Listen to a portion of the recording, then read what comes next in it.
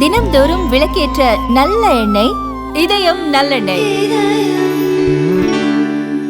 வீட்டுக்கே வரலைங்க சார். எங்கள் வீட்டுக்காரர் என்னாச்சு அதான் பயந்துட்டே இருந்தோம்.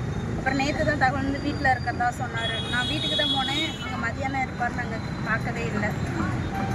எதுக்கு அரெஸ்ட் பண்ணாங்கன்னு தெரியலைங்க சார். கேட்டால் அடைக்கலம் கொடுத்ததுக்கு அப்படின்னு சொல்லி என்னையும் தான் அரெஸ்ட் பண்ணியிருந்தாங்க. நான் நைட்டு 12 மணி வரைக்கும் தாமிரபரணி ஸ்டேஷனில் தான் இருந்தேன். அப்புறமா விட்டுட்டாங்க. ஆர்டிஓ சார் யாரும் வரலன்னு சொல்லிட்டு இன்றைக்கி காலை 12 மணிக்கு வர சொல்லியிருக்காங்க. அப்புறம் சார்லாம் கேட்டு சொல்கிறேன்னு இருக்காங்க. எங்களுக்கு தெரிஞ்சு நாங்கள் யாருமே தப்பு பண்ணல.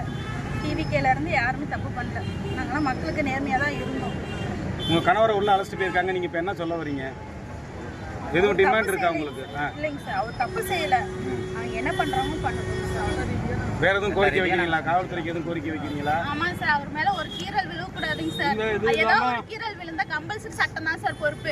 நிஜமான சட்டம் தான் சார் பொறுப்பு. ஏன் அப்படின்னா இவங்க குறுகிய இடத்துல விட்டதுக்கு நாங்கள் பொறுப்பாக முடியாது. நாங்கள் கேட்டோம், லைட் ஹவுஸ் கிட்ட கேட்டோம், உழவர் சந்தை கிட்ட கேட்டோம். ஆனால் அவங்க கொடுக்கல. இது வந்து போலீஸ் தான் சார் முழுக்க காரணமானது. நம்ம சொல்ல முடியாது சார். இது வந்து அவங்க தான் பார்க்கணும். இவங்க இப்போ ஒரு கீறல் கூட விழக்கூடாதுங்க சார். அவங்க மேலே அவங்க பத்திரமா வீடு வந்து சேரணும். அதான் என்னோட கோரிக்கை சார். நிஜமா என்னோட கோரிக்கை அதுதான். ஒன்றும் இல்லைண்ணே, இப்போ லைட்டஸ் கொடுக்குறான்னு வச்சுங்களேன். மக்கள் வந்து எந்த ரூட் தெரியுங்களா? செம்மடை சரிங்களா, Vennamalai, Vengamedu, church corner, GH எல்லா மக்கள் அப்படியே பார்த்து அப்படியே கூட போயிருப்பாங்கண்ணே. ரசிகர் கூட்டமே இருக்கட்டும்ண்ணே. அப்படியே பார்த்துட்டு அப்படியே போயிருப்பாங்கண்ணே. இவ்வளோ கூட்டம் வந்திருக்காதுங்கண்ணே. அங்கே போட்டுருந்தாங்கண்ணே. ஓரளவு தானே, இந்த அளவுக்குலாம் வந்திருக்காதுங்கண்ணே. மக்கள் அப்படியே பார்த்துட்டு அப்படியே போயிருப்பாங்கண்ணே.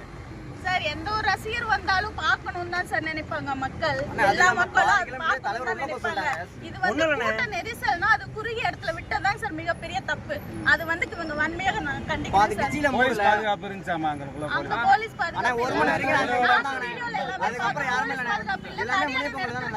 தடியடி நடத்திருக்காங்க. அது எதுக்கு அடிச்சாங்க தெரிஞ்சாகணும் சார்.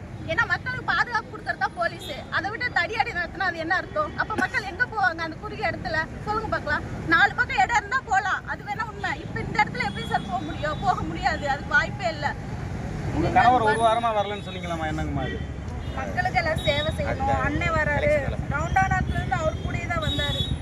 எங்க போனீங்க அப்படின்னு நேற்று கேட்டதுக்கு நான் அவர் கூட தான் வந்தேன். அண்ணன் கூட பாக்கெட்ல இருந்த பணம் 20,000 கூட காணோம், நானும் தப்பிச்சேன் அப்படின்னு சொல்லி சொன்னாரு. எல்லாருமே சிக்கிதான் சார் தவிச்சாங்க. அவர் சரி வீட்டுக்கே வரல, வேலை பார்த்துட்டே தான் சார் இருந்தாரு. உங்க பேரு? ஐஸ்வர்யா.